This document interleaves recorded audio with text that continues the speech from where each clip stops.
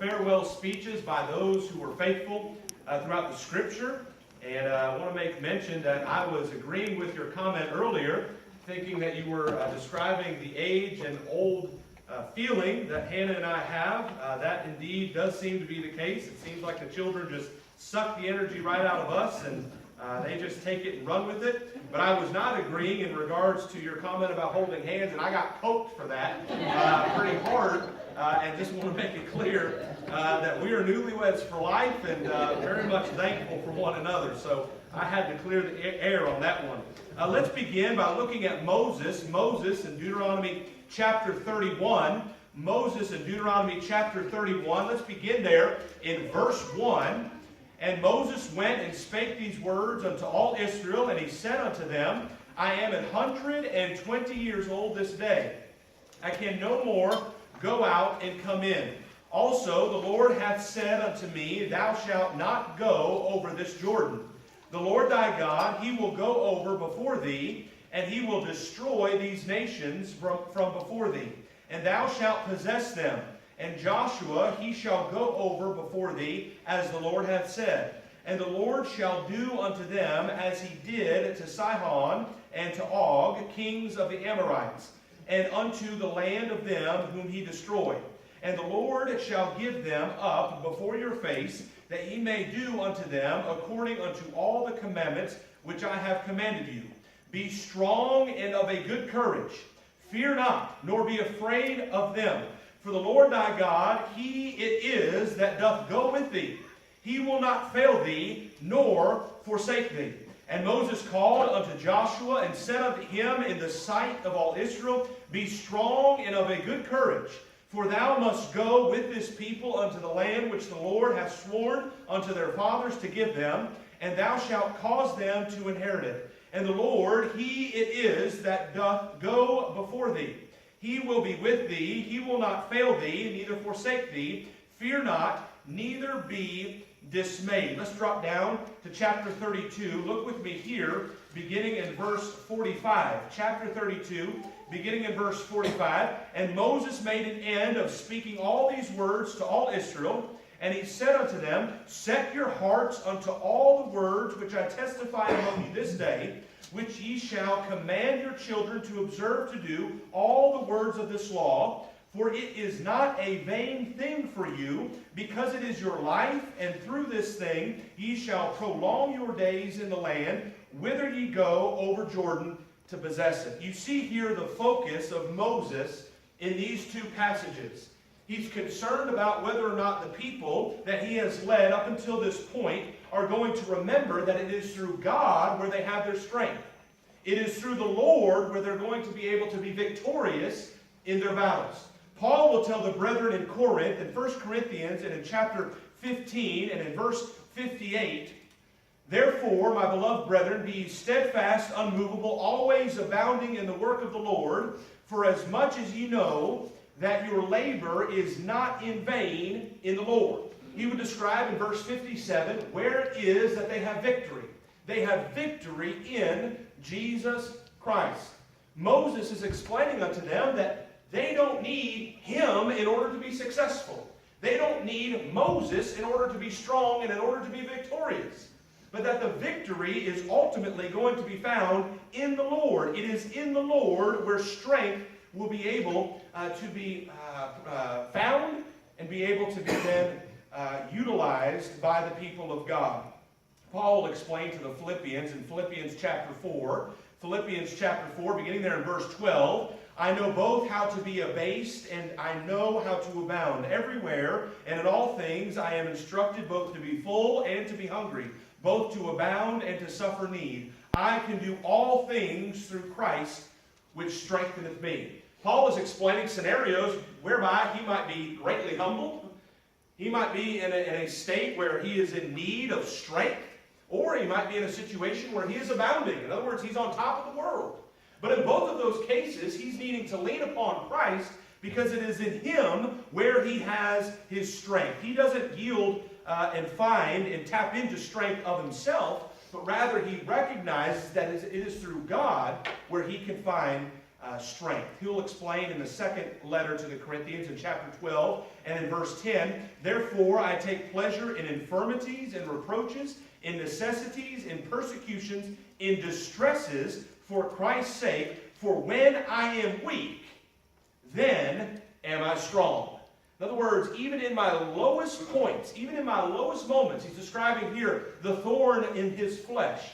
He recognizes that is at that moment when he has strength because of Jesus Christ. And so Moses here is giving very similar charges to the people of God in the Old Testament, that it is the Lord where they can have courage, and it is in his word where they need to abide, and that it is not going to be in vain by abiding in it. Peter will explain in 1 Peter chapter 1 regarding the eternality of God's word in verse 25, "But the word of the Lord endureth forever, and it is the word which by the gospel is preached unto you." He would mention previously in verses 20 through 24 the fact that the rest of the world is going to be burned up. The flowers, the lilies of the air, that's all going to be burned up, but the word of the Lord, that endureth forever. And so Moses is explaining here, hey look, I'm going the way of all the earth. I'm old. I've lived my life. I've led you. But your strength is not in me. It is in God. Your victory is not in me. It is in God.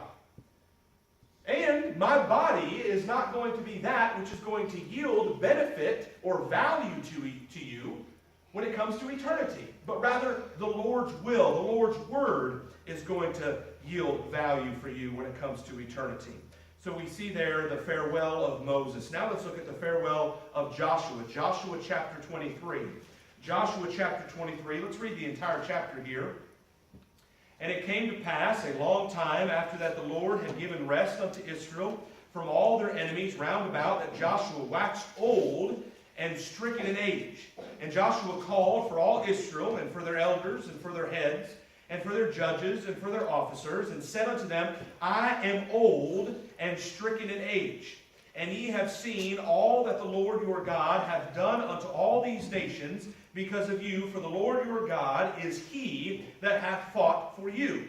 Behold, I have divided unto you by lot these nations that remain, to be an inheritance for your tribes, from Jordan, with all the nations that I have cut off, even unto the great sea westward.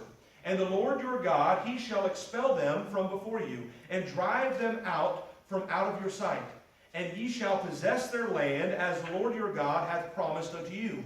Be therefore very courageous to keep and to do all that is written in the book of the law of Moses, that ye turn not aside therefrom to the right hand or to the left, that ye come not among these nations, these that remain among you, neither make mention of the name of their gods, nor cause to swear by them, neither serve them, nor bow yourselves unto them, but cleave unto the Lord your God, as ye have done unto this day.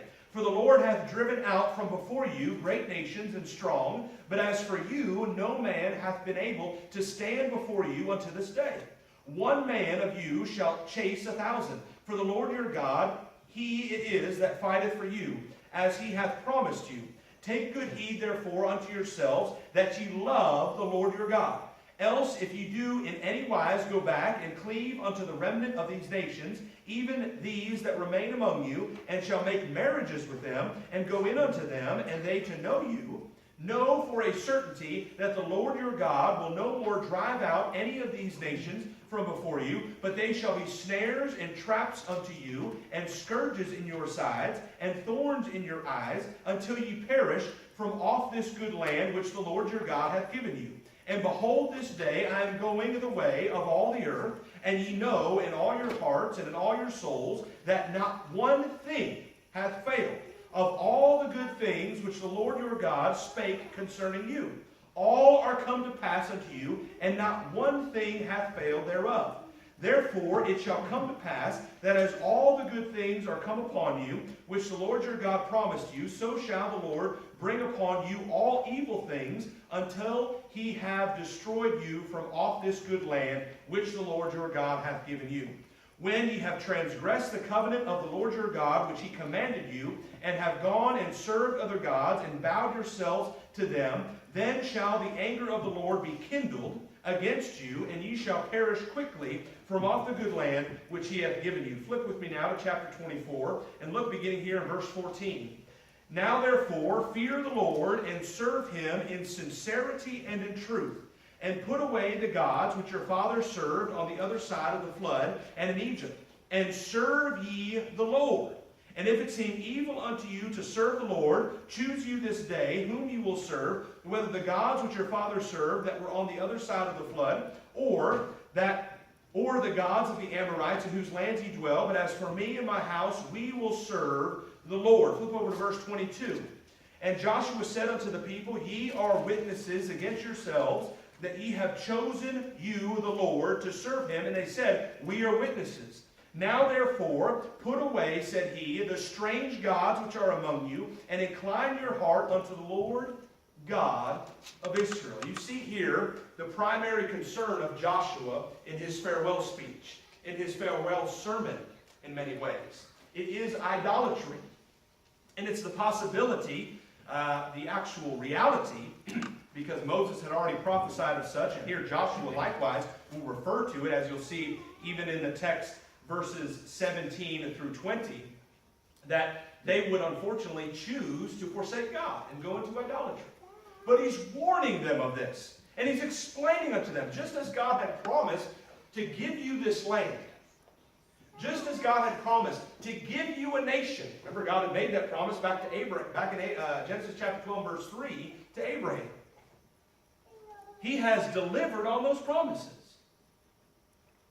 But just as those promises were delivered upon, likewise, if you forsake the Lord, if you leave him, if you become unfaithful to him, he will also punish you.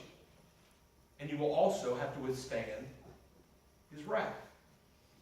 Paul will explain to the brethren in Colossae, in Colossians chapter 3, and in verse 5, very similar language here to what Joshua was describing regarding the idolatrous nations and practices of the land. Verse 5, mortify therefore your members which are upon the earth. The word there, mortify, literally means to completely destroy, to decimate. Decimate the members which are upon the earth. What do those include? Fornication, uncleanness, inordinate affection, evil concupiscence, and covetousness, which is idolatry. Why, Paul? Why do we need to completely and utterly mortify these things? Put these things away from our lives. Verse 6, for which things' sake the wrath of God cometh on the children of disobedience. Paul is explaining here, this is the kind of behavior that is likened unto idolaters. And this is the kind of behavior that God brings his wrath upon. And Joshua was explaining back here the need for them to completely push out the idolatry from the land. Unfortunately, God's people didn't do this. What did God's people end up doing? Well, they ended up saying, hey, you know what? Let's just keep some of them in here and we'll start collecting taxes on them. We'll make them pay tribute. We won't just destroy and utterly rid ourselves of them completely, but we'll keep what's good for ourselves, and we'll just start to generate some kind of profit off of them. And because of this, God's people ended up immediately going into the cycle that we see in Judges, from sin to salvation. Sin to salvation. They leave God and go into idolatry, and then a deliverer comes, a judge comes, and they end up recognizing that they're in sin and they're in error and they're living wickedly, and they repent. And then eventually they go back into idolatry. Well, that's because of the tribute that they chose rather than the destruction upon the people of Canaan. Look in Judges chapter 1, verses 28 through the end of the chapter. And so we see there then Joshua and his farewell speech or sermonette given to the people of God. Now let's look at Samuel. Samuel, 1 Samuel chapter 12. This is an interesting one because in the other two cases, after the farewell speech is given, these individuals, because of their age, end up going the way of all the earth. They end up dying. They end up passing away.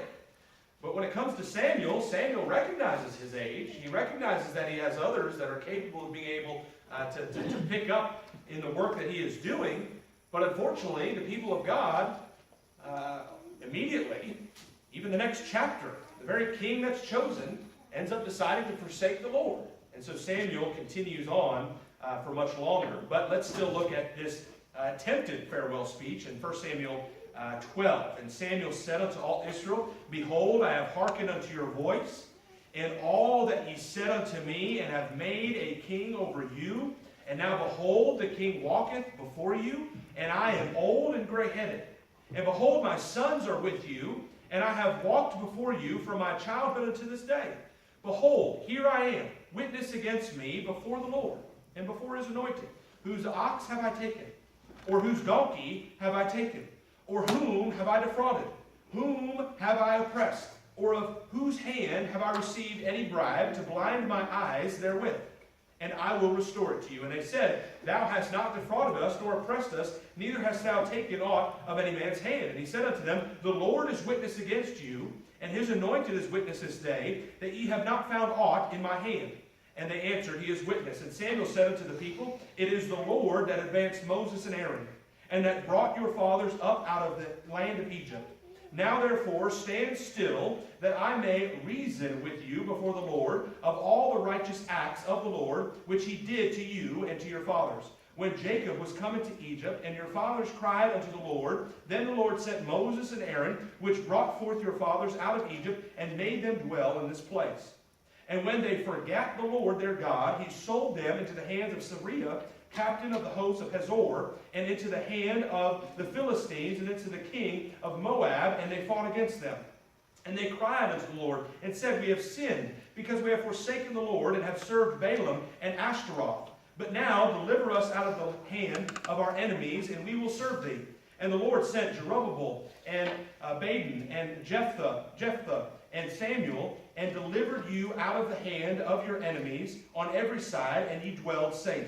And when ye saw that Nahash, the king of the children of Ammon, came against you, ye said unto me, Nay, but a king shall reign over us, when the Lord your God was your king. Now therefore, behold, the king whom ye have chosen, and whom ye have desired, and behold, the Lord hath sent a king over you. If ye will fear the Lord, and serve him, and obey his voice, and not rebel against the commandment of the Lord, then shall both ye, and also the king that reigneth over you, continue following the Lord your God. But if ye will not obey the voice of the Lord, but rebel against the commandment of the Lord, then shall the hand of the Lord be against you, as it was against your fathers. Now therefore stand and see this great thing which the Lord will do before your eyes. Is it not wheat harvest today? I will call unto the Lord, and he shall send thunder and rain, that ye may perceive and see that your wickedness is great, which ye have done in the sight of the Lord in asking you a king. So Samuel called unto the Lord, and the Lord sent thunder and rain that day, and all the people greatly feared the Lord and Samuel. And all the people said unto Samuel, Pray for thy servants unto the Lord thy God, that we die not, for we have added unto all our sins this evil to ask us a king. And Samuel said unto the people, Fear not, ye have done all this wickedness, yet turn not aside from following the Lord, but serve the Lord with all your heart. And turn ye not aside, for then should ye go after vain things, which cannot profit nor deliver, for they are vain. For the Lord will forsake his people for his great name's sake. For the Lord will not forsake his people for his great name's sake, because it hath pleased the Lord to make you his people. Moreover, as for me, God forbid that I should sin against the Lord in ceasing to pray for you, but I will teach you the good and the right way. Only fear the Lord and serve him in truth with all your heart, for consider how great things he hath done for you. But if ye shall still do wickedly, ye shall be consumed, both ye and your king. We then see in chapter 13, unfortunately, Saul offers up sacrifice, a burnt offering, before the Lord, not waiting on Samuel instead to do so. And in verse 13 of chapter 13, Samuel says to Saul, Thou hast done foolishly. Thou hast not kept the commandment of the Lord thy God, which he commanded thee. For now would the Lord have established thy kingdom upon Israel forever. But now thy kingdom shall not continue. I mean, that didn't last very long at all. Now, what's the problem here? The problem is, Samuel is old and recognizes that the people are now cleaving unto the ideas and practices of the nations around them, wanting a king to rule over them, rather than recognizing that the Lord is their king. Samuel had already had difficulties about this, and in chapter 8, Samuel is displeased with the request of the people, and God has to explain to him in verse 7, hearken unto the voice of the people, chapter 8, verse 7, in all that they say unto thee, for they have not rejected thee, but they have rejected me, that I should not reign over them. So Samuel uses this speech as an opportunity to prove unto them that the Lord was not pleased with this request and this demanding to have a king. And so the thunder and the rain comes. The people recognize, we shouldn't have asked for a king. Please forgive us. Samuel says, it is what it is, but if you continue in the Lord's will, if you continue in His commandments, then you will be blessed. But if you forsake it, if you do wickedly, well, then you will be consumed. You're going to be punished. Unfortunately, even as Samuel goes to the historical account of the people of God, the fact that they had sinned and they had been punished, they had sinned, they had been punished, they had a deliverer, but then they had sinned and been punished, they still did not recognize that the same would happen to them. Now, folks, the question that we can ask ourselves here is, do we recognize that that's going to happen to us? These people in the Old Testament, they didn't get it. They didn't seem to recognize this pattern. They thought they could leave God. They could run into idolatry. They didn't have to cleave to God with all of their heart. They could live with one foot in the world and one foot in the church and think everything's just fine. But they were punished. They were consumed. God's wrath came upon them as they chose to disobey Him, not love Him, not obey Him. Folks, whatsoever things were written aforetime were written for our learning. Romans chapter 15 and verse 4. Here's 3 great sermons, Moses, Joshua, and Samuel, that we can learn from.